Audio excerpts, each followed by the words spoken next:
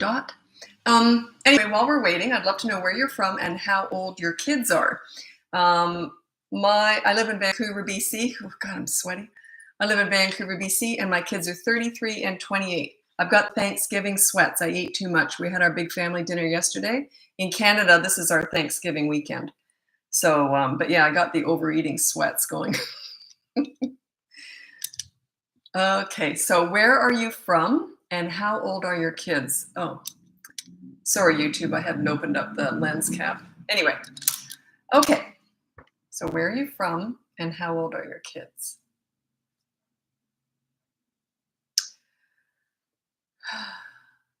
I can't see the name Edith without thinking about Edith Bunker.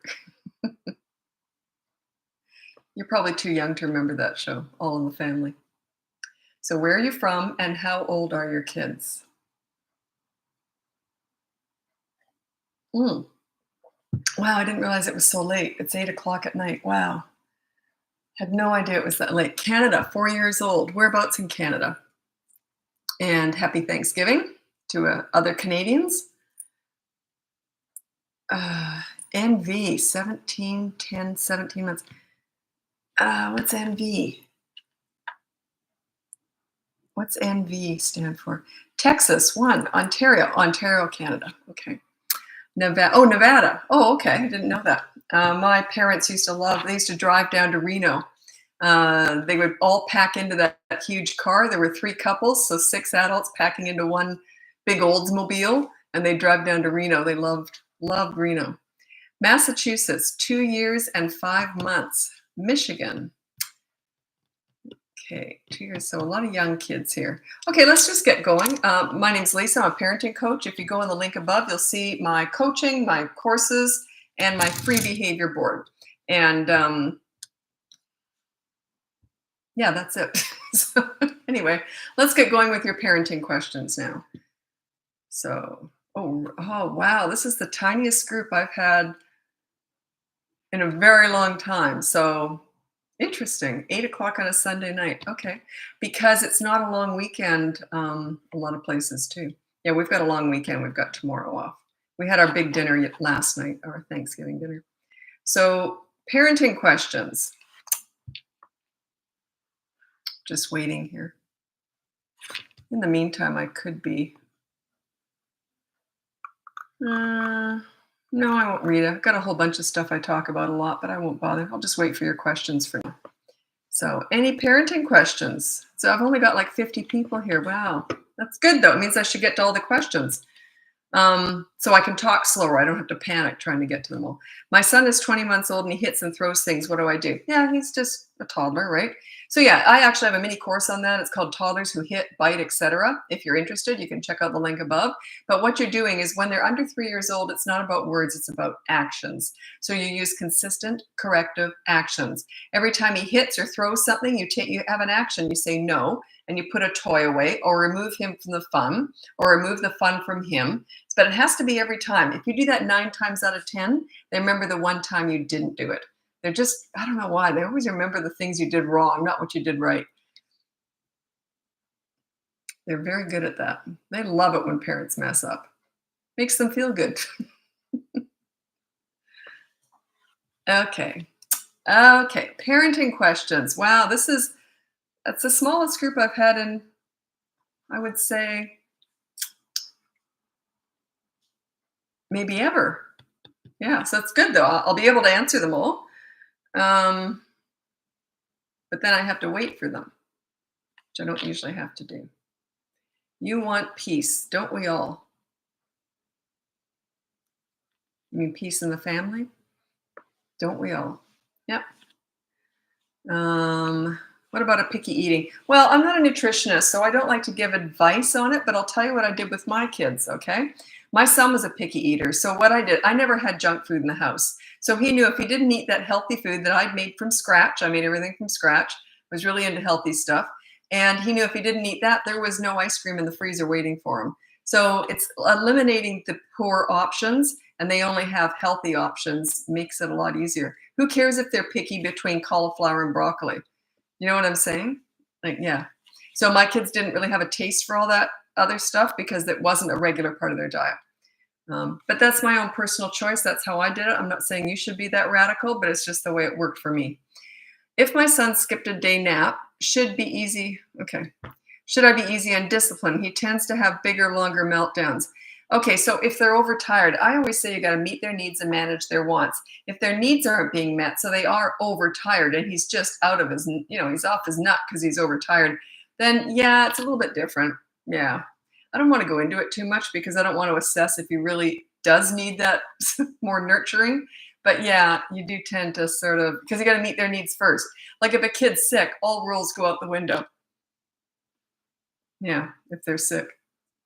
So it's kind of like that, but I don't really want to go into that too much. Yeah. My kids both stopped napping at 12 months old. They had accidental naps, but they stopped napping. Okay, how do you get a 4-year-old to stop showing his dominance to a 2-year-old? He gets mad and gets in his face. Okay, 4-year-old doing that to a 2-year-old. I'm assuming they're siblings, right? Use my behavior board that is free in the link above, and I would put down, do not get in your little brother's face, your little sister's face, and I would show what it is, and I would say, don't do that. And if you do, here's the consequence, okay? And I always used to say to my kids, your choice, I always said to them, if you're good, life is good. If you're bad, life ain't so good. I'll make sure of that because I'm your mom. So they understood that life was all up to them. It was their own choice. So yeah, I'd put down there's a consequence if you do that. So yeah, they learn. We've been doing so good without sippy cup in the car. Thank you. Yeah, they don't need to eat and drink in the car. My kids never did that, ever. It just wasn't done. So, and they'll survive. The cars can become really messy. So I just didn't do that. And then there's all that fussing. My kids knew when we were in the car, they would just sit. We were usually singing songs and all that stuff. But it wasn't a restaurant. It was just where they sat, And if they wanted to eat or they were hungry, if we were on a longer trip, we'd pull over and find a picnic bench somewhere and something like that. 2.5-year-old only gets pacifier at night. Oh, okay, I know what's going on here. But asks for it all day and gets upset when she can't have it. It's a mixed message. You can have it sometimes, but not all the time. Okay, it's a habitual thing. It's a mixed message. You can have it sometimes, but not all the time. They don't understand that. So I would just pull it. I'll tell you what I did with my son. He was 18 months old, and the only reason I even let him have it that long, because I wanted to get him off it when he was about a year, but I knew we were flying from Australia to Canada to visit my family here in Canada. My kids were born and raised in Australia. So, and there's no way I wanted to take him on a 24-hour trip flying and a stopover with no dummy or no pacifier, soother, whatever you want to call it. Anyway, so I let him have it till he was 18 months old. We got back. The day after we got home, I decided that was the day I was going to take the dummies away from him. So I had him help me, and we took them all, and we put them in a little Ziploc bag, and he held the bag, and I carried him out. He was 18 months old. I carried him out to the big wheelie bin in the garage, and I said, you're a big boy now, no more dummies. And he dropped it in the wheelie bin, and he never asked for it once. I thought, what have I done to myself? I'm going to have a horrendous week. He not once ever asked for them. Now, that was luck, because he did have tantrums. So I was shocked at that. I think, but if his dad had done that, it probably wouldn't have gone as well. He was a great dad, but I was more the leader. So he knew when I said something, it was going to happen. So, but he sometimes would still get upset anyway. I don't know why it works so well. But yeah, it's like it's either done or it's not. So you can't just give them a little bit of something, they don't understand that, because it is a soothing thing. And when they don't have something that does it's called a pacifier for a reason, or a soother for a reason, it pacifies them, and it does become addictive. So it's an addictive habit, and then you're taking it away and giving it back and taking it away, Okay. Toddler biting while nursing. How do I make her stop doing it at all? Well, how old? When you say toddler, I don't know how old that is.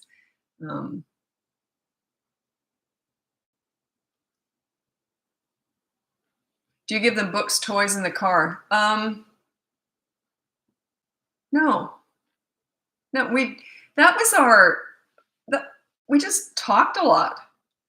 Like I remember it was sort of like that was our little chat, that's where we had all the conversations and sang songs, and Yeah, that was interaction time.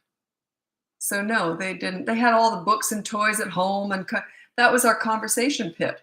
So whenever they got in the car, yeah, as they got older, my son was an avid reader when he got older, so he always had a book in his hand. But no, when they were little, no, not at all. No, that was our time to sing, and you know,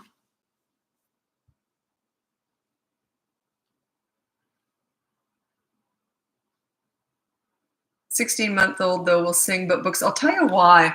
It's not a big deal though. Like if they have that, the problem is they throw them or drop them, and then you have to pull over and get them. It can be sort of it can add a bit more stress perhaps in the car if you've got something that they can throw and drop. I had one client, I don't remember what it was, but the kid threw something at the back of her head and just about knocked her out. It was something heavy. It was a heavy toy, or I don't know what it was, but anyway, I can't remember. It's a long time ago. I've tried to know. Okay, Courtney, what's the first? There must be a first part. There we go. Missouri 5 ASD, so that's autism spectrum disorder, and 2. And my 2-year-old is constantly saying no, even though she wants to do it. Oh, she's just finding her power. I've tried to not say it as much, but she'll cross her arms and just be sassy. So the one who says no. I actually did a video on that. How far back was it? I think it was last week I did a video on what if your kids say no to everything. Now she's 2. Okay, I just kind of ignore the crazy and reward the calm. Ignore the rude, and if it's just attitude, not if it's actions. But it's kind of in the attitude department. I don't address attitude. They just understand that, when I'm cheeky, I don't get anything I want. And she knows it's cheeky at 2. She must know that, I would assume. And but yeah, I would just go, if she says no to something, I would just treat it almost as if she hadn't said anything. But it just depends on the situation too. What's she saying no to? For getting dressed or getting her teeth brushed, or I would just make those things happen, no matter what she says. Or if you have to go out somewhere, I'd pick her up, grab her shoes, and and buckle her in, then put her shoes on if she won't get her shoes on in the house. How to get rid of the pacifier? Yeah, I just talked about that. Yeah, my son gathered them up in a Ziploc bag and he dropped them in the big wheelie bin, somewhere where he knew I was never going to go in and get them again. And he never asked for one once. It shocked me. I didn't expect that, because that wasn't like him. He would have tantrums. So I was convinced it was going to be hell, but never asked for it. And every time he'd go like this to see if he had a pacifier, he'd look over at me and I would instantly look away, because there was no way I was going to get eye contact with him.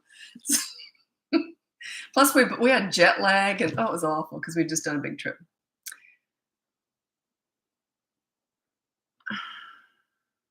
What would a coincidence be for? I don't know what you mean by that.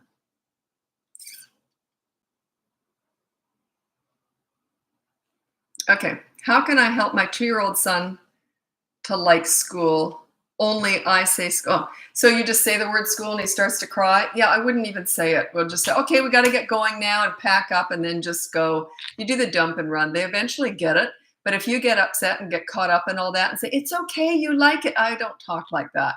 I would say, okay, let's get going. We got to get all your stuff. And then when I drop them off crying, kicking, screaming, I say, I'll see you in a few hours. You always end with when you're going to see them, with that little upturn at the end. I'll see you at the end. We'll go to the park when I pick you up. Okay, love you, bye, and then go, the dump and run. Yeah, if he cries when you say the word school, don't say the word school. He'll get over it. It's just a stage.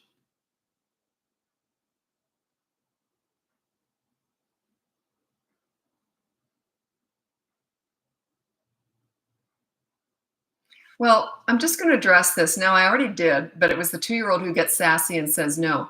I've tried to not say it much, but she'll cross her arms and just be sassy. Is that still the 2-year-old? A 2-year-old crosses her arms and is sassy? She's got an older sibling, right? Because they don't usually do that, unless they've got an older sibling who does it. Oh, 5. Okay, so yeah, it just threw me off there, because I thought, is that the 2-year-old doing that? Just a sec, my screen. A 2-year-old on their own doesn't usually come up with that. It's something they've seen another kid do. I was just curious about that. Like sometimes people will say something and I'm like, that doesn't add up with me, but yeah, I don't know about that. Plus, I never address attitude. I just don't. And they're 2 years old is pretty young to really respect you at that stage. They're starting to learn. You're a leader, but they're still going to push you and try. Toddlers are crazy, right? So I'm going to read you my 5 top tips for parenting toddlers. Yeah, I think I was spitting when I was saying that. Okay, number 1 is child-proof your home so you never have to say no. Number 2 is set up a toy rotation system so they're never bored. Number 3 is you bond with them in their world. You don't bond with them at the nail salon. You bond with them at the park, rolling down the hill with them. So you get into their world. Find your inner 2-year-old. Find your inner silly. They'll start to look at you differently. That's part of leadership. Like leadership is about being fun and connecting with your kids. You want to be fun with them. You want to have fun with them. Number 4 is stop with the mini therapy sessions when you're disciplining. It's not about words. Well, you know that hurt my feelings. They don't give a crap. They're 2 years old. You know that hurts them when you do that. They don't give a crap. They're not listening to you. So it's consistent corrective actions. Stop with the mini therapy sessions. Number 5 is stop trying to figure them out. They're not figure outable. They haven't developed yet. They're just forming. They might even smear poop on the wall. To some toddlers, that's completely normal. Yeah, they're just forming. They're brand new, fresh human beings.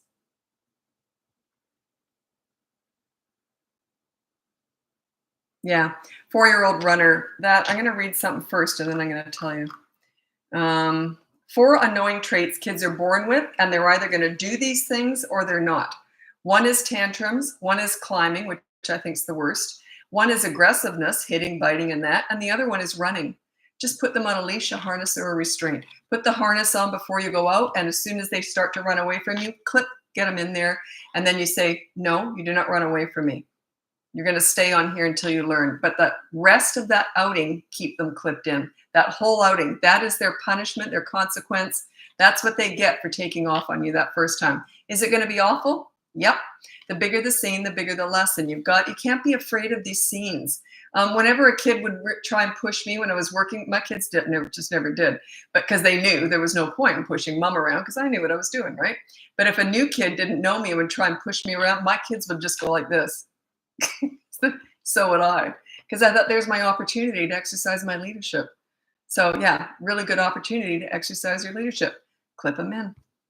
It's about safety, right? You don't want them to get hit by a bus or anything.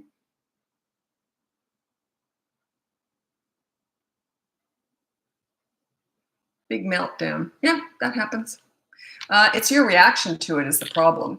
Kids are going to have meltdowns. Some of them do. They're either going to do them or they're not. Meltdowns, scenes, tantrums. They either are built to have them or they're not. It's a temper. They grow up with that temper, but they learn how, because it's socially unacceptable to stomp around when you're an adult, right? They just learn how to deal with it differently. They're the people who might just say, look, I just need my own space right now. That's a person who probably has a temper or a mood, gets moody, right? So, but yeah, like I never had a tantrum. My daughter never had a tantrum. Like you're just not made for them. So yeah, they're either going to have them or they're not. The fact that they have them is not your fault. It's how you deal with it, is because you got to ignore those tantrums. You got to ignore the crazy and reward the calm.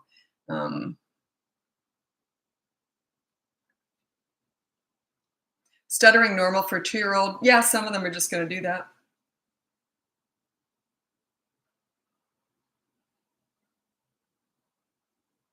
Trying to get out too quickly.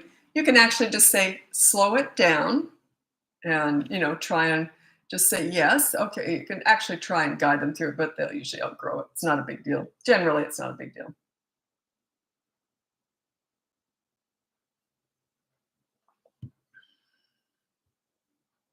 Yeah, because your mind works quicker than your mouth, right?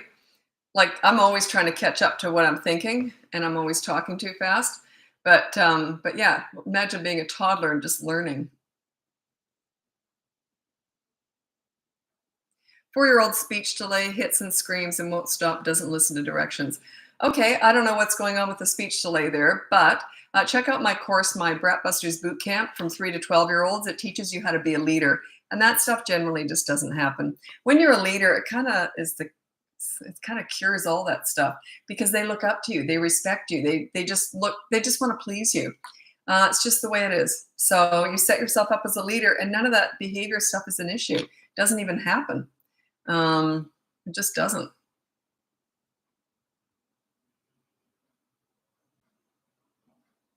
What counts as words for a 2-year-old? What do you mean by that? You mean when you're disciplining, don't use words? Just say one word, no, and then take an action. It's actions. Is that what you're talking about?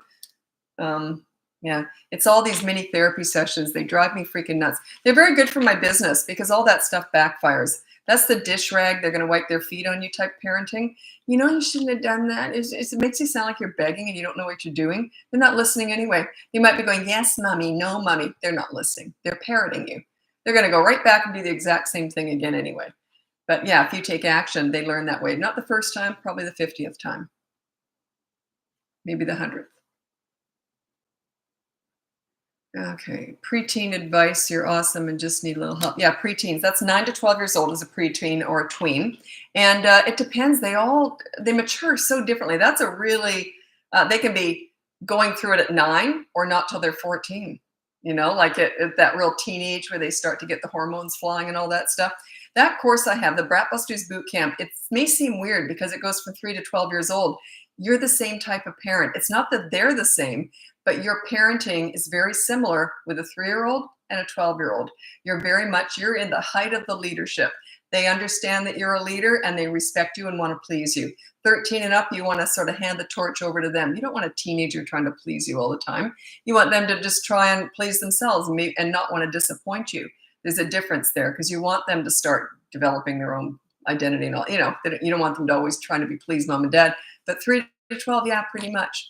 It's not so much they're doing everything just to please you, but they're going to run everything by you if there's a problem. And they desperately need leadership in those years. Okay, so you might want to check that out.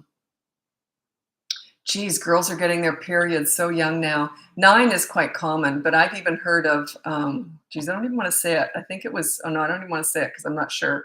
But I know 9 is quite common for young girls to start getting their period. Isn't that unbelievable? Okay. Yeah, brushing their teeth. Yeah, good luck with that one. I can't help with everything. You know, toddlers are just ferocious little Tasmanian devils sometimes. They're twisting around and being difficult. But what has worked with some of my clients is I say have something like an iPad and a show or a song that they love that is only ever played while they're getting their teeth brushed. And you turn it on. You got to have one hand on the toothbrush to do their teeth and one thumb on that play. And you say, if I brush your teeth, you get to watch that. Start playing it, brush. As soon as they fight you, turn it off. You got to be coordinated with that. But yeah, clients say it actually works. Not the first time, but it will eventually work because they want to watch that.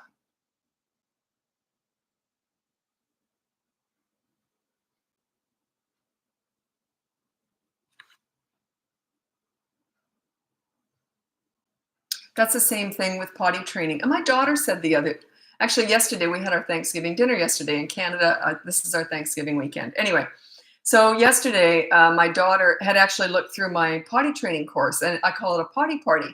And she goes, "Oh, it's actually a party." And I said, "Yeah, party hats and everything. It's a potty party." So she said, "I have no memory of that." I said, "You were 2.5. That's why I have no memory of that. I did it with both my kids. My son I trained in 1 day, no night diapers, no pull-ups, nothing. And my daughter I trained in 2 days." And she goes, "I have no memory of that." I thought that was so funny. No, you were 2.5. That's why you don't remember it. Okay.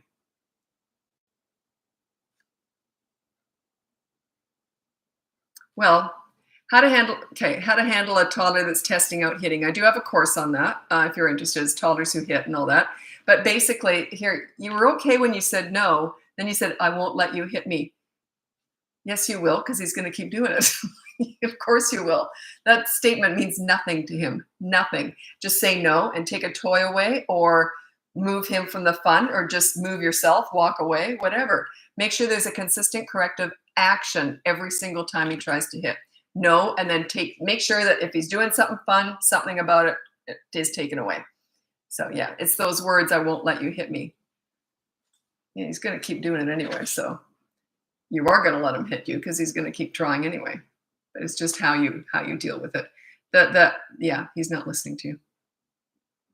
I was watching, was it Jordan Peterson? I always say smart guy. I can't watch a lot of him.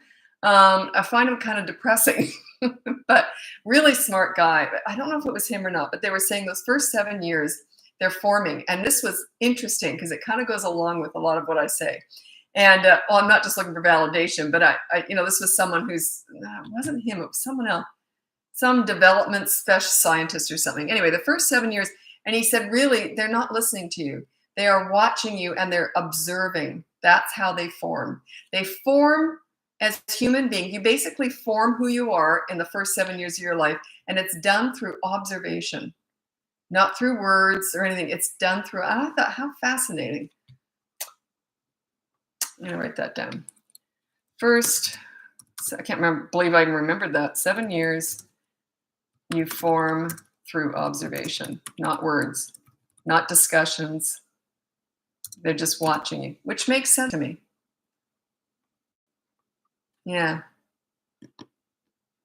Because words aren't their powerful source of communication anyway in those first 7 years.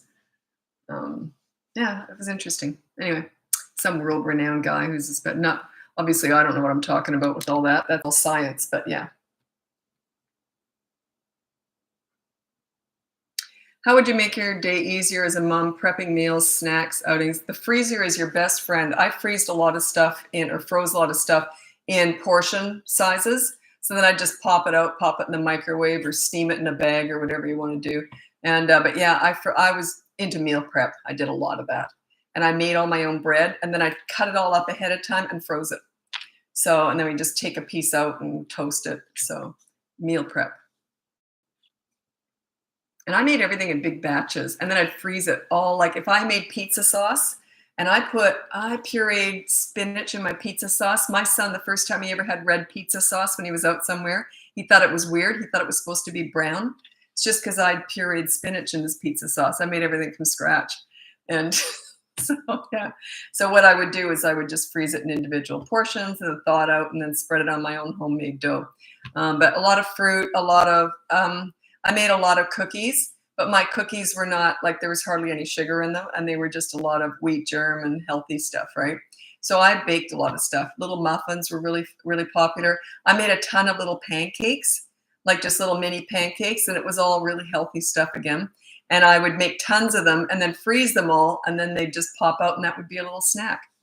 They could put like jam or peanut butter on it or something. I didn't make my own jam or my own peanut butter. But yeah, I still do that. God, I hate cooking. God, I hate it. I cooked everything from scratch and just hated it. I hate cooking. It's torture for me. I love cleaning. Hate cooking. It's wonderful when I have people over and someone's like a chef or loves to cook. And then they just tell me what to buy. I have it all in the kitchen. They do, and I love all the cleanup. I do all the cleaning up afterwards. But other people are really hard to clean up after because they're messy cooks. I clean as I go. Like everything I do, I'm cleaning as I go. So whenever I clean up after someone else, a lot harder. It's kind of like parenting. You get respect and then it's just maintaining. It's easy, right? If you try and do it all in one day, but no, you kind of learn how you do it. And then once you get respect, it's just maintenance. That's why I don't ever clean a dirty house. I maintain a clean one. So it's never a big job. I love cleaning too. My husband cooks, so it works. Yeah, perfect. Perfect.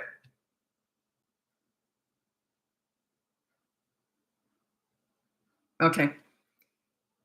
Yeah. My son is 5. Okay. This may seem like a confusing answer, but it makes sense to me. So stay with me here.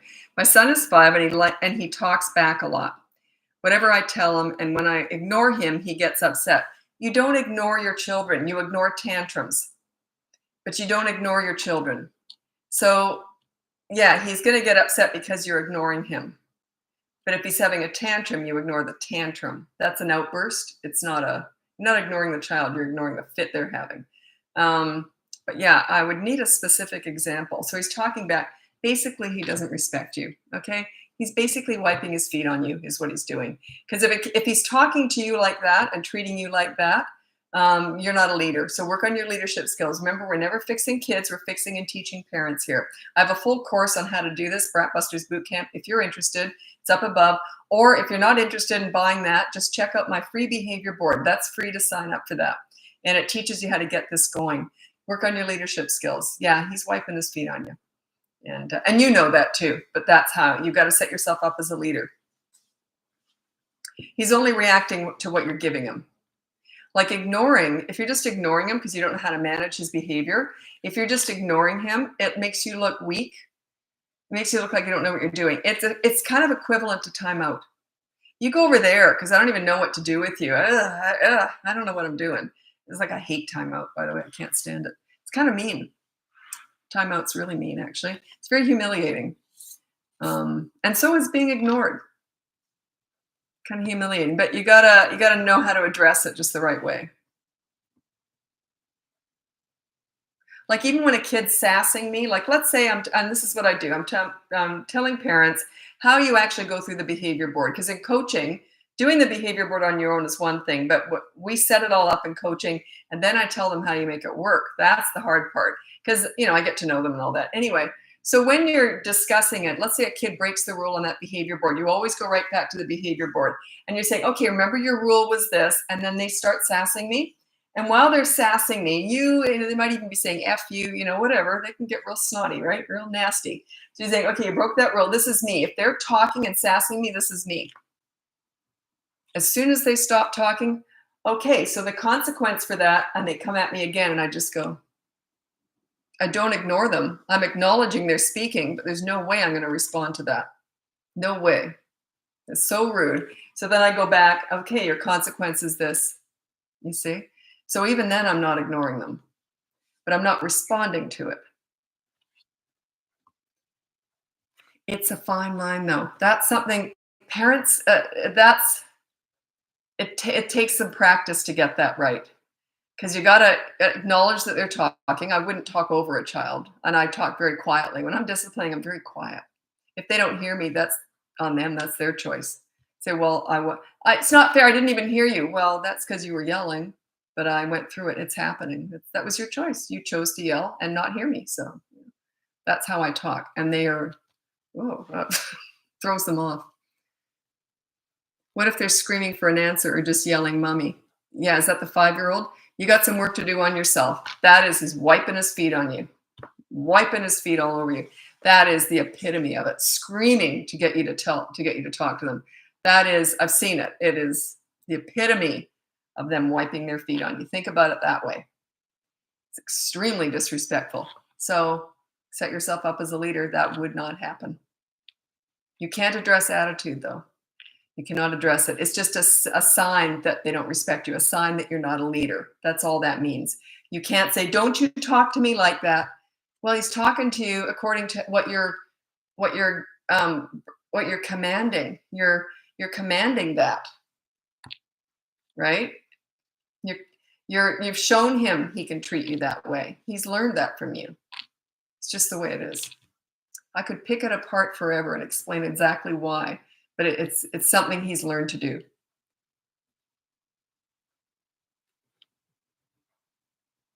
Got Bratbusters. How do I know when do your videos do I check every day? I never know when my videos are going to go up, to be honest. I like to keep it a little bit ad hoc. I don't like to plan them out. Certain things I plan out, but I don't plan my videos out. They are all planned out, but I never know what time they're going to go up. Like I've got 3 of them I'm going to put up tonight. I haven't filmed them. They'll be done probably within 10 minutes after this. I just, because I never think about what I'm going to say. I just have a title. I just go play. I go record. So then they'll go up after this.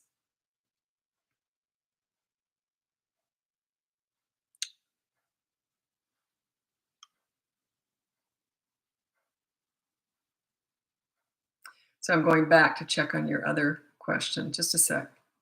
If something's a continuation, I like to go back and yeah, it's OMI or AMI, I don't know. But yeah, if you really want help with that, you'd have to hire me for that. That's coaching, or you could try my course. If you want me to assess why he's doing that, I could figure that out pretty quick. But you might want to just do the course. Just set yourself up as a leader. Check it out. It goes like this: the free behavior board, then the courses, and then coaching. It's just different levels of help. But the course, that big course, the boot camp course, if you've just got all normal problems like cheekiness and that course might be all you need. More people than I expected to like to double up. They still want that personal attention, which I understand. But the results in that course are not that far off from coaching, unless you've got teenagers. That's obviously coaching. But yeah, the course has a lot in it. Um,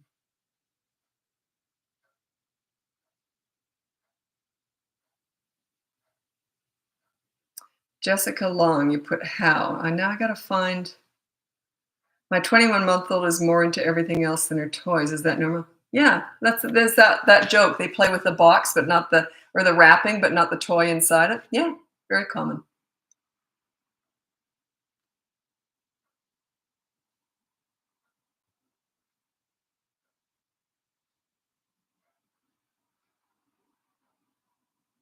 Okay. Siblings not willing to share. Let's say they're 5 and 6, just for the sake of this answer. Anyway, if they're not willing to share, by that age they can learn to share. And then what I would do, just my quick TikTok answer here, is let's say you've got a 5 and a 6-year-old fighting over something, and you say, "Okay, I've had enough of this," and you say, "You come with me for 10 minutes. Bring the older one out first," and they can just go in the kitchen while, and then you're just chatting about whatever. Don't talk about the fact they've been fighting. Okay, you just start talking about anything else for 10 minutes. Okay, 10 minutes is up. Okay, go back and have fun. Don't mention it. This over talking things is just a waste of time. It makes you look weak too. It doesn't make you look like a strong leader. It makes you look you don't know. The more you discuss all this stuff, the weaker you look. You look like you don't know what you're doing. So just say, "I've had enough of this, so you come with me." And then 10 minutes and you're just chatting about the weather, whatever. And then you say, "Okay, go back and have fun. Watch them like a hawk. The next time they go at each other, bring the other one out for 10 minutes, back and forth, back and forth, back and forth." They'll get so sick of that, they'll end up getting along or whisper fighting. What do you care if they're whisper fighting anyway, right? As long as you don't have to hear it. But yeah, you got to be on top of this stuff, but it's short-term pain for long-term gain. Like, you got to be on top of this. But once you've got respect, like my kids would never have argued. They only did once, or twice they argued that I could hear them. And even then it was pretty tame, but I could hear them in the other, and I don't like arguing, and I could hear them in the other room because I don't like anything, I don't like confrontational stuff. Like, talk it out, be nice, right? So anyway, they're in the other room, they're in the living room, and I could hear them arguing. Now they're 5 years apart. She was 3 and he was 8. And they were in the living room with all his Lego. He was setting up, he was going to play Lego with her. She was so excited. And then I heard them arguing in the other room. And I was in the family room, and I said, "Do you want me to come in there?" And for mom to get up and go in there is a big deal, because I usually just pack everything up and that's it. If you can't get along, that's it. They knew me. So, but I said, "Do you want me to put down my cup of tea, stand up, and walk in there and deal with that?" And she said, "Yes, please." No, oh, okay. So I went in there. It was hilarious. He's 8 years old now. He's standing there all defensive because he knows exactly what's going to happen. So anyway, he had set up, they were going to play war with Lego, and they had all their men, but she had way more men than he did. He had built her team, her side, her country, way bigger. But she had all the dorky men, the striped tops and the dorky hats, and the guys were just sitting there like little dorky, nerds. And he had all like the Darth Vader men, but there were hardly any of them. But he had the real cool looking guys, right? She didn't like that. So I said to him, she has got way. I was loving this, right? So was my daughter, because she was like, "Mom's taking care of business." My son wasn't too happy. So I said, "Oh, interesting." I said, "She's got way more men." He goes, "Yeah, she's lucky. Yeah, way more men." I said, "Yeah, but you got the real cool looking guys." And he goes, "Yeah, I guess. I don't know. Those are pretty good." And I said, "Okay, so you think that's completely fair?" And he said, His chin was going, I said, "Fine, then switch sides." Well, he didn't like that at all. Next thing you know, he's moving men over and playing. But yeah, you got to go in there. You got to take charge, right? I love all that stuff. I never got to discipline my kids because I got respect when they were little. So anytime I had to, I was so excited. That was great. If anyone's interested in the other time they wouldn't share, I'll mention that one too. It was a good one. Teaching kids how to share is a good one. Oh, I'll tell you a real quick story. I didn't have to do this with my kids, but I've done it with lots of kids. So let's say there's one swing and 2 kids, right? You go to the park, 1 swing, 2 kids. Here's what you say. You say, "I'll tell you what," rather than them fighting over it. And you just say, "What we're going to do," you always sound like you know what you're doing, right? Say, "Here, what we're going to do is we're going to flip a coin, or I'm going to have, my hand's going to have 2 numbers, like a number. So odds or evens or whatever, figure it out. So you're just going to have some little contest and say, whoever goes first gets to swing for 1 minute. But every turn after that is 2 minutes. Okay, flip a coin. Okay, you go first. Just take charge. There's everything you do with your kids is an opportunity for you to be a leader and be fun. Do you know what I would do if two kids couldn't get along and couldn't agree to that? I'd be on the swing until they stopped arguing. No way would either one of them get in the swing. And I'd say, if you're going to argue, I'll swing. Sure enough, kids would just look at me because they weren't used to me if I was looking after other people's kids, right? They weren't used to this. I just took charge. I was very much a leader. And kids love that. Next thing you know, they're all quiet and they're agreeing with you. And they instinctively, when they come up against a leader, they just sort of lean into it. They love it. Children need, crave, and want leadership. They just love it. They need it. It's an absolute need for a child to have a leader. Someone to guide them along the way, someone to look up to, like a mentor, someone who's fun and someone who makes them feel good about themselves. That's why when this pleaser parent style that's so trendy right now, it's been around for about 30 years. It morphed into just a monster. I said when it came in, the first time I noticed it was the participation awards. I thought, what garbage is this? You know, an award just for turning up? How entitled. Like, it was so ridiculous. So you do nothing and you get an award. Anyway, that was the stupidest thing I ever heard of. And so that was when it started. That was 30 years ago. And I remember saying, you're just going to raise self-entitled snowflakes with mental health issues. And that's, of course, what's happened. And, you know, it was just so predictable. Without a leader, that's what you're doing. Trying to make everything easy for them, trying to, you know, make everything, oh, they get an award too. They didn't even turn up. But I still want them to have an award. You know, always trying to just give in to them and please them. And please like me, please like me. Where's the leadership? They are lost. They're just lost without a leader. So that's why when you are a leader, they want to please you. They get excited. You can see it. Oh, now it's my turn. The buzzer went off. They hop off that swing and it's the next kid's turn. And they love being part of that. It makes them feel good about themselves. It gives them a sense of pride. If you don't have your kids, if you don't have them being polite and respectful, they have no pride, no dignity, none. Where's their strength coming from? Nowhere. Okay, enough about that, Lisa. Very opinionated. I don't know a lot about many things, but parenting I loved it. It came easy to me because I had so much experience with kids before I've worked with hundreds of kids. So, okay. My 6-year-old is always angry and I'm not sure what to do. If he's always angry, it means you're not a leader because whenever they are in an emotional state like that on a regular basis, it's their way of asking for leadership. It just is. They usually feel lost. That's why they feel lost. They either are highly sensitive, very sensitive. They're crying all the time, and or they're angry and they're just mad all the time. That's because that's their way of asking. They don't know what a leader is. They don't know how to ask for it, but that is their way of asking for a leader. Do you know the most snarky, difficult, feisty kids that have been handed to me to work with? When the teacher or whatever goes like this, good luck with this one, Lisa. Because they never handed me an easy kid. I was always mentoring the challenging ones.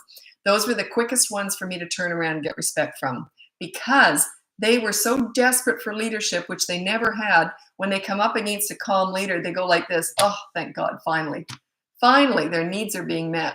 They need leadership. They crave it. They want it. They need it. They look up to you. You're fun. You make them feel good about themselves. You give them pride. You give them dignity because they're nice. They're good people. They feel good about themselves. Any general advice for 23-month-old? I'll just read my general TikTok answer. My top 5 tips for parenting toddlers. It's always hard to say. Number 1, childproof your home so you never have to say no. Number 2, set up a toy rotation system so they're never bored. Number 3 is you connect with them by entering their world. You do not connect with a 3-year-old at the nail salon. You go to the park and roll down the hill with them. That's how you connect. They start to look at you differently. It's part of your leadership is being fun. Number 4 is stop with the mini therapy sessions when you're trying to correct bad behavior. That's for you. That's feeding your own needs. You want to talk it through. That's not for them at all. It's about you, not them. It's consistent corrective actions to correct bad behavior with toddlers. Number 5 is stop trying to figure them out. Toddlers are brand new, fresh human beings. They're just forming. They're not figure outable. They're going to go through all sorts of weird stages and you're going to go, what the heck was that? They're toddlers. They don't make any sense. Whenever I'm hired to work with people who have older kids and they also have toddlers, they never even talk about the toddlers. They say, "Oh yeah, they smeared poop on the wall. They're just toddlers." Like they're just toddlers. So they're just forming.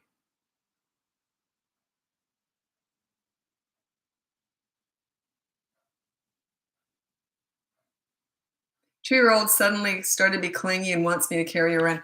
Yeah, I'm doing a video tonight on that.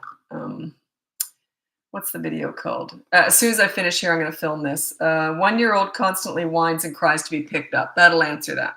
Okay. So I'll answer that in the video. Just watch out for that. It'll be after I'm finished here. I'll film it. I haven't filmed it yet. I don't know what I'm going to say, but it'll answer that. It was funny. Someone said to me, "Do you plan out what you're going to say?" And if I did, I couldn't do it because then I would think, well, I missed that one word I thought I was going to say. So I've never planned anything out ever. So I couldn't do that. That's like I used to do a lot of TV and radio, and I'm only good if it's live. If it's something that can be retaped, I can't. I don't do it. I'm not very good at that because then it doesn't roll off the tongue. I don't know why. Isn't that weird? Okay. Okay. Do you believe that food, unhealthy eating habits contribute to irritability and behavior issues? Woo! Who can answer that? I'm not a doctor. I don't know. That's too big of a question. I don't know. I'm not a doctor. How does nutrition affect our brains? I'm not a scientist, so I can't answer that. I'm really into healthy food, so I know. Like last night, I had some alcohol. I had like 2 drinks. I'm not good at drinking, and all day today, all I did was eat all day, and I'm tired all day long. So if that affects me that bad, that's alcohol. Or even if I have sugar, I'm not good with sugar. It affects me. So think about what you put into your body. Maybe I don't know, but I'm not a doctor, so. 3-year-old with anger rage, is that normal? It's normal if they're not getting their own way and they're having a tantrum, but to just have, is that a tantrum, or you said anger rage? What do you mean by that? Just angry all the time. If it upsets you and you end up giving in, then it's just a learned behavior that works. So yeah, if anger rage, I don't quite know what you mean by that, but if that gets them what they want, they're going to keep doing that till they're 13. So good luck with that. So yeah, you want to address that. Make sure that never gets what they want. Never.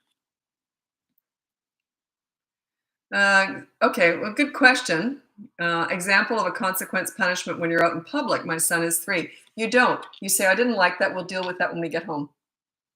Okay? Yeah. It's called deferred punishment or delayed, or I call it deferred punishment. And actually, it's good. 3 years old, they don't really get that. You don't do that with a toddler, by the way. You have to do it right in the moment. But at 3, they can actually grasp that. And then later on, you say, "Remember earlier when you did that? So there's going to be no TV tonight," or something like that. So, but yeah, it's called deferred punishment. It works really well as they get older. Gives them time to sweat and you time to think. So say, "Yeah, I didn't like that. Well, we were getting ready for school this morning and you were acting out. We'll discuss it after school." Okay. What are you going to do? I don't know yet. I'll discuss it. I'll think about it and I'll get back to you. And then make sure you do, though. How stay regulated and not disassociate with toddler behavior. So how to calm down, you mean? Yeah, they're just crazy. Just understand that they're just toddlers. They're going to do stuff. The best piece of advice I can give you is to childproof your home. Because if you do, you never have to say no. They're not getting into anything. And do a toy rotation system. They only have like 5 toys out. They can't completely destroy the house if they've hardly got anything out to destroy it with. So yeah.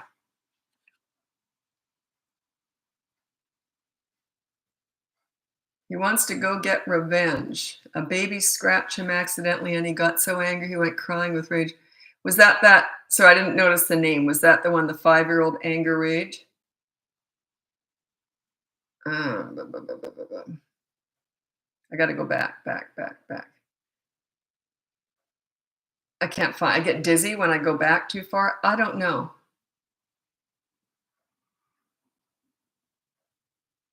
I'm curious now. Um, okay, so if a baby scratches him and he gets in a rage and gets angry, I don't know. Did you see the post that tagged your video? I don't look at those. Why would I care?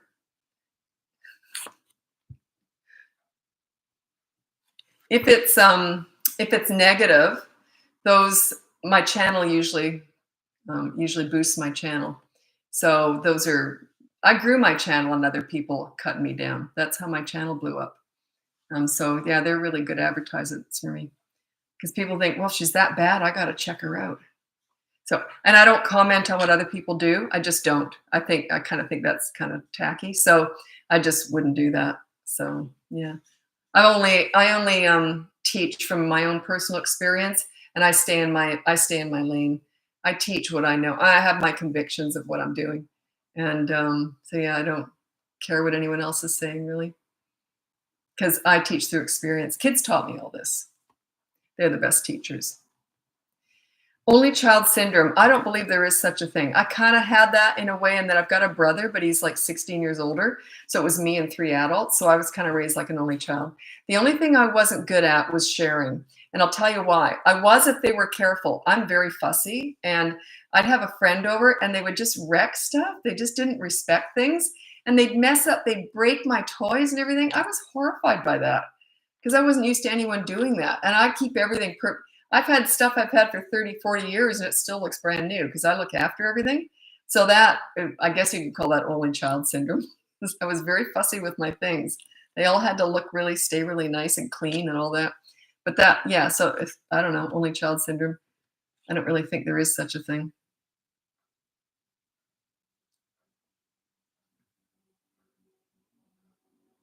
And I want to address this too. I might be off topic, but Cassidy said, "You see that person who tagged you?" Yeah, lots of people have tagged me, but I've never looked at any of them. And that's it's really good to teach this to your kids too. Like, let's say that what you're referring to is a negative, and someone's saying something awful about me and how awful I am and all that. Um, why would that have any effect on me? Like, and I teach this to children too. Online bullying, I've taught this, and I say, when you've got strangers out there cutting you down, they mean nothing to me. Like, I don't know them. No one can get through. No one can hurt me unless people I care about hurt, and I don't know them. They're strangers. Why would I care what they think? It means nothing to me. So, but I teach this to young people. They tend to give a lot of power, and I'll tell you this, I'm going somewhere with this. They give a lot of power to strangers and very little to their parents. They tend to listen more to what strangers say, good and bad, and less to their parents because their parents weren't leaders for them. That's why they're so vulnerable to what strangers say about them online. They get really upset. They'll actually even, I won't go into it, I can't say it on here anyway. But yeah, they can get very depressed over what's said about them online. And those are just strangers. I mean, why would you care what they think? So, but then they care little about what their parents think. But the stronger you are as a leader when they're growing up, then they're less susceptible to stuff in the outside world. It gives them confidence, right?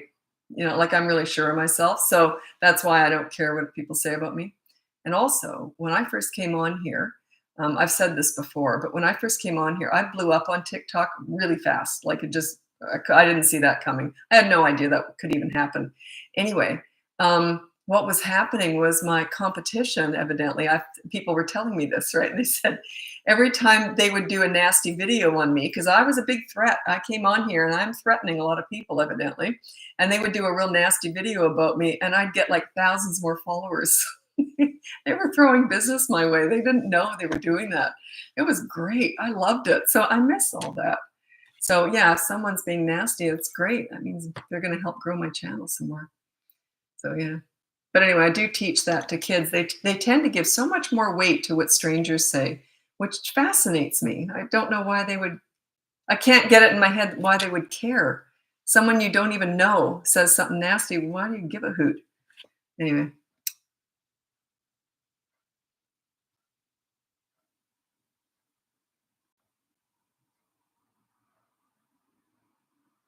Okay. Do you have different advice for parents of kids with a language delay? What do you mean by language? Language. You mean like they speak another language and then now, I don't know what you mean. You mean speech delay? Language delay. I don't know what that means. So maybe you could explain that. Okay. My 3-year-old gets so angry mad, he screams mad, and then he'll run away and slam doors. He's just having a tantrum. Actually, that might not be a tantrum, that's an angry outburst. Um, yeah, that might be an angry outburst. There's a little bit of a difference there. He's just mad and he's letting you know about it. So, yeah, they usually only get mad when they don't get what they want, when they want, and how they wanted it. Okay, that's why they get mad. And that would have worked. If he's doing that at 3 years old, that's upsetting you in some way. It's working. He's 3. Let me think that through. I don't know the exact situation. It's kind of hard for me to give you a really good answer on that because I don't know what kind of parents you are. Like, how do you normally handle that? And I don't know what led up to that either. I'd need to know, because by the time they've gone off the cliff, unless it's a tantrum, I know how to handle that. But if he's having these angry outbursts, that's a little bit more concerning than a tantrum. A tantrum is a loss of control. That's not, that's control. That's controlled anger. There's quite a difference there. So yeah, you want to address that. But yeah, I don't know what led to that, because once it's reached that pinnacle like that and he's slamming doors and everything, it's already gone off the cliff. You got to deal with it when it's starting. And I don't know what's going on there. So, but yeah, that's controlled anger. That's a little bit more concerning, I would say. Anyway, check out my course, the Bratbusters Boot Camp, because that will teach you how to be a leader. And that stuff just doesn't happen. If they have a leader, they would be humiliated to act like that in front of you because they want to please you. Okay. Okay.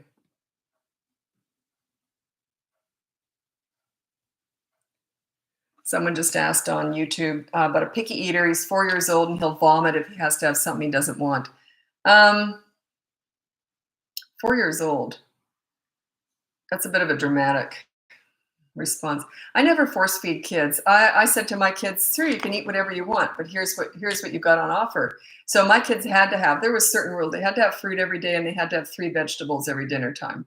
So, but I knew what they liked and I cooked around that. And then I made them try new foods every so often.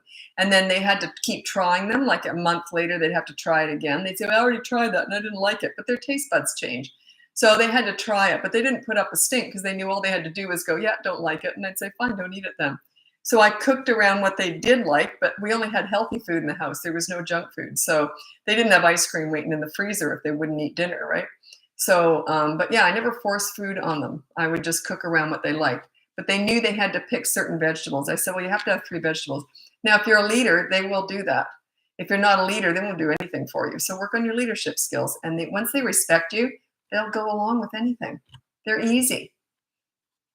And they have a voice too. You don't want kids who are obedient little soldiers. That would be awful. You want kids who also have a voice. Because if I did something my kids didn't like, they'd say, Mom, I don't like it when you do that. And I go, like what? What do you mean? And they'd say that. And I say, oh, yeah, that makes sense. Okay, I get it. Sorry about that. Can I make it up to you? So it was a mutual thing. But I was very much the leader. But anyway. Do you have experience with children who have autism? Yeah, but I only do that in coaching. That's more of just coaching. Like I actually started my business dealing with teen crisis work. So the life and death, horrible, awful stuff. So that was how I started my business. And then I also have worked with kids with autism I call them alphabet kids. Any kid with anything after his name, I call them alphabet kids. They had all these acronyms. But yeah, that's coaching only.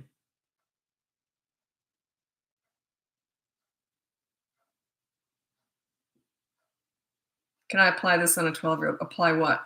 The behavior board you can apply to any age. You can even do that. Some of my clients use it with each other, the behavior board, because it's a rule and a consequence. Hey, I hate it when you just throw your dirty clothes on the floor when you get in the shower. And if you do, you have to give me a massage.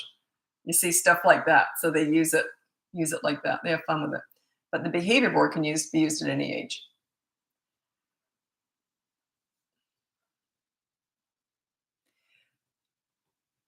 5-year-old daughter, extremely stubborn. That makes me so angry. Maybe you're both stubborn. Stubborn.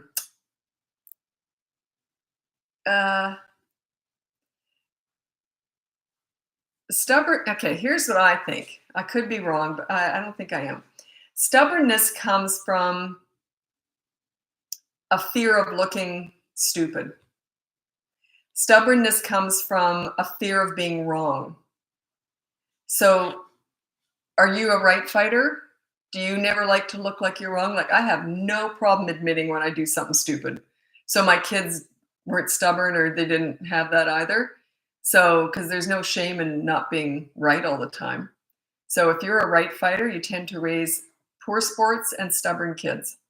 If you're a right fighter, if you never like to look like you're wrong, that's stubbornness is often as a result of that. Um, anyway, I've just found that a lot. So just think about that. Is that something they've learned from you? If they don't want to admit they're wrong, they're not going to lose. It's their way or the highway. Are you like that? It's usually a learned behavior, is what I'm saying. Oh gosh, no. Can you use missing game sports, extracurricular activities as a consequence? Never, ever, ever. That's healthy social stuff. Like, let's say if a kid had media blackout, like I never take away social stuff, healthy stuff, love. Like I would never take away a favorite plushie. Or if let's say they had media blackout for 24 hours, but they'd already planned to have a friend come over to play video games, I would allow that. And then if they play video games for 2 hours with that friend, then you add 2 hours onto the end of the 24. You see what I mean? So yeah, I never take away social stuff or healthy stuff ever. Ever. Yeah, I wouldn't do that. I think that's kind of mean. Oh, okay. Yeah, I'm glad you asked that. I'm gonna do a video on that actually. Not tonight. What's the difference? I'll explain this. What's the difference between a tantrum and an angry outburst? You can just see it. A tantrum is when their eyeballs are spinning, they're spewing green stuff out of their mouth, the exorcist kind of stuff. They just have no control over what their bodies are doing. An angry outburst would be something like this. They'll take a pen and they'll just look at you and chuck it out the window. They're controlled. It's a level of control. It's like, yeah, if you don't do that, I'm going to do this. That would not be a tantrum. That would be, and a door slam is often not a tantrum. Stomping away is often not a tantrum. It can be included in there, but there is a difference. A tantrum has a bit of a life of its own. Like it just sort of, they can't control it. They're just they're off their nut when they're having a tantrum. But controlled, the anger it's a bit more scary. You get that a lot more with teenagers, that controlled anger. Oh, I could tell you stories with teenagers. I don't want to scare you though, because teenagers are my favorite age, and I do specialize in teenagers. Not many people do. Not many people want to work with teenagers. They're my favorite. I just get them. I understand it. You're not trying to control them. You don't ever try and control. You never try and control little kids. You do with toddlers, yes, physically. But as they get like 3 and above, you don't want to ever control your kids. You want to guide them into making their own good choices. That's what you're doing here. That's where the pride comes from. You don't want them to just be doing it because they're obedient. You do want them to want to please you, but also just by being good people. But yeah. Yeah, those angry, that anger, just that controlled anger, that is definitely scarier than tantrums. Definitely. Because I see where that goes. And you can nip that in the bud when they're little. Someone said I shouldn't say that term because it's defensive or offensive. I don't know why that would be offensive. So I stopped saying it and I just said it again. I don't know how that's offensive. Is that offensive? I won't even say it again. Anyway, someone told me you shouldn't say that. That's offensive. I didn't know that. Anyway, yeah, controlled anger. Anyway, yeah. When do toddlers grow out of tantrums? Usually when they're about 3 to 3.5 to 4. Because they can stop and think before they act. They just start, if you're good at ignoring them, it kind of just peters out because the reason is by the time they're 3.5 to 4, they tend to only do what works. If tantrums never work, they never do them. Why would they? If they're only going to do what works, why would they have a tantrum that never works, right? Makes sense. That's when they pick up on that. Autism, yeah, I know a lot about autism. I've worked with a lot of kids with autism, but I'm not a doctor or a specialist. And if there's other programs that you're also involved in, because I teach parenting, I don't teach Like there's all sorts of programs that they have for children with autism. That's not my lane. I teach as a parent how to deal with them, like how to strengthen your relationship with your child with autism.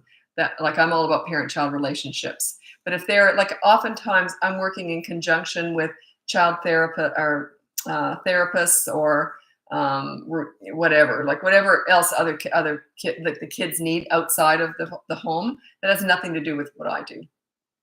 I teach parent-child relationships.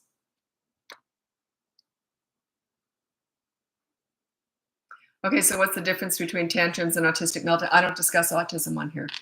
That's for coaching. Yeah, I just don't discuss it.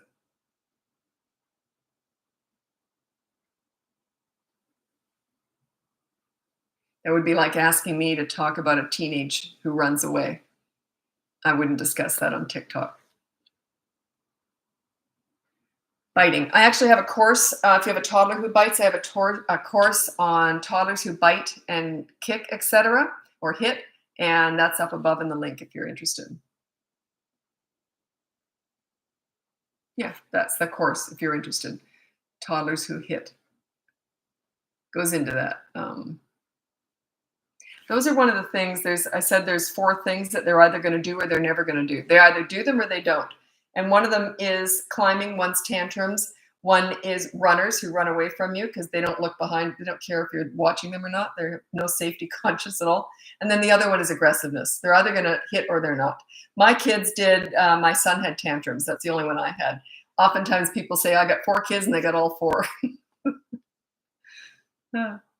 It doesn't mean that it has nothing to do with how they're going to turn out in the end, because a lot of those things can be good. Like if they're runners, they have like they might be really good at sports or something. They have no fear. You know, if they're aggressive, they might be really physical and really good athletes. I mean, they might turn into a positive down the road, but when they're little, they're a pain in the butt. The worst one is climbing. I think it's the worst one because it's the most dangerous one. I had a client who couldn't find her 18-month-old little girl, I think it was, years ago, and she was ready to call the police, and it was just inside her home. She could not find her anywhere. And she thought, my God, someone must have broken in, taken her, and locked up behind them or something. Anyway, she was just about to call the police. She heard giggling. She looked up. Her kid was on top of the fridge. She had got her little toes, and the mom had child-proofed all the cupboards and everything, but the drawers were just enough for her to get her little toes in there. She got up on the counter, then up on the bread maker, and then up on top of the fridge. And she'd been there for quite some time. Now, what would have happened if she, did a head dive off the fridge? So climbing is the most dangerous. So what I usually recommend is child-proof your home as much as possible, and then put bells on anything they could use to climb, chairs or whatever. Or there's even alarms you can put on things, movement alarms. And also you can even put a bell on your kid just to make sure you know where they're going.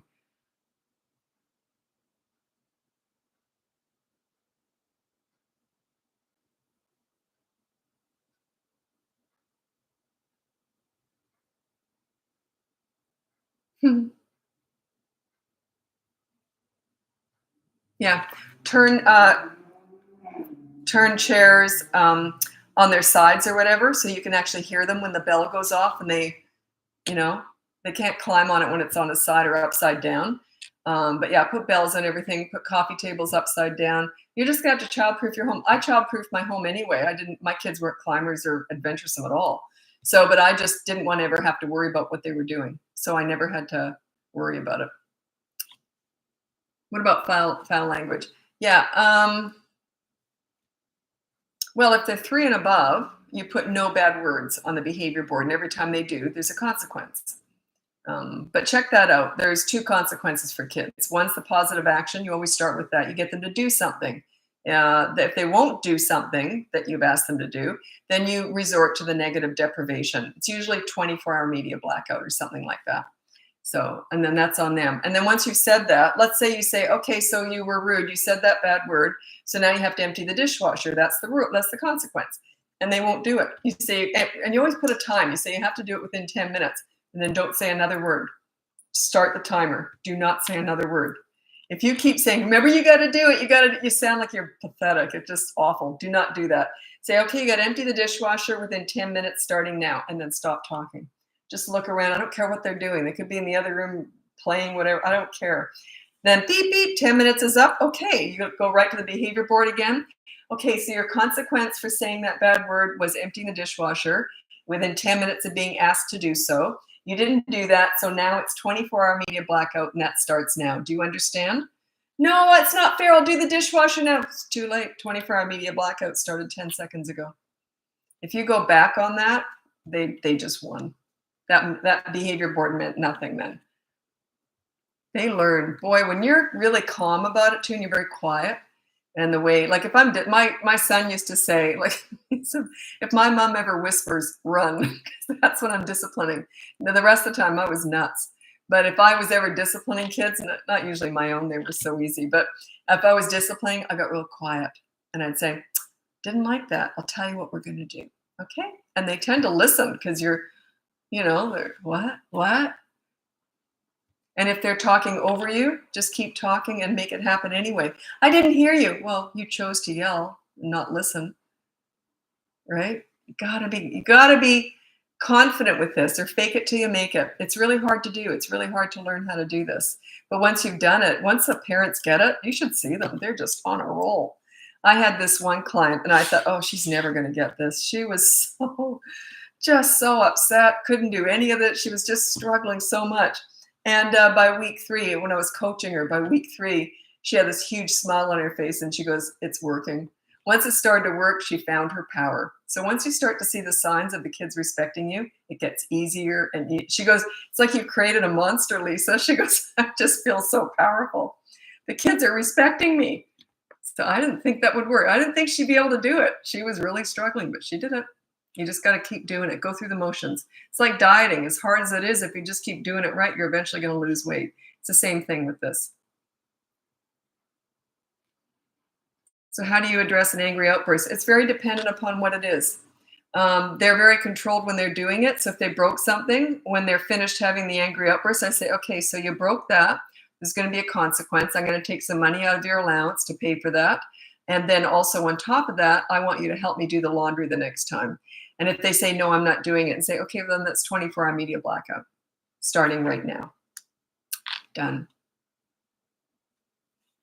They will eventually learn. But also, if they're having angry outbursts, I would, it's a bit of a different level. It just is. It's gone pretty far at that point, and you want to work on your connection with your child. You want to have more fun with them. You want to play more games with them. The more connected you are with them, the less likely you become like a friend too, even though you're still a leader.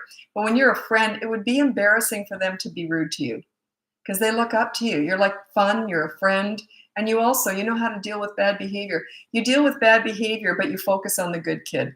So you want to focus on connecting with your child and never discuss the bad stuff.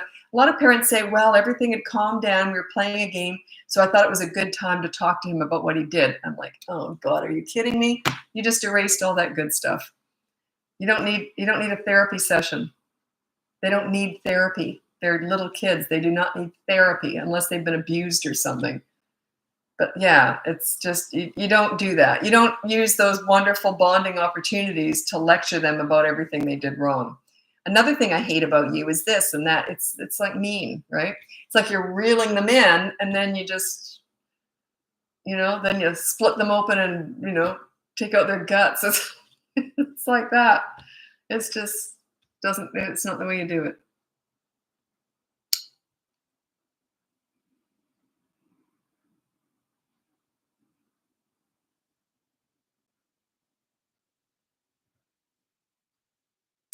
I just realized I've gone on for 13 extra minutes. I try and keep this to 1 hour. Been on here for a long time tonight. Anyway, I'm going to go do my videos now. So I'm going to say goodbye. The videos that I'm doing, one on money management, how you teach children how to manage money. And then the 1-year-old who constantly whines and cries to be picked up. And then the last one, what is it? My toddler is suddenly very clingy. I might change that because it's similar to the other one.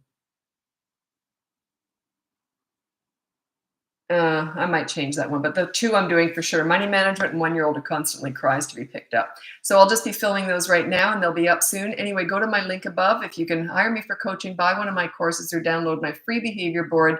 That's all in the link above. Thanks so much for joining me. I'll be back again sometime tomorrow. Bye now.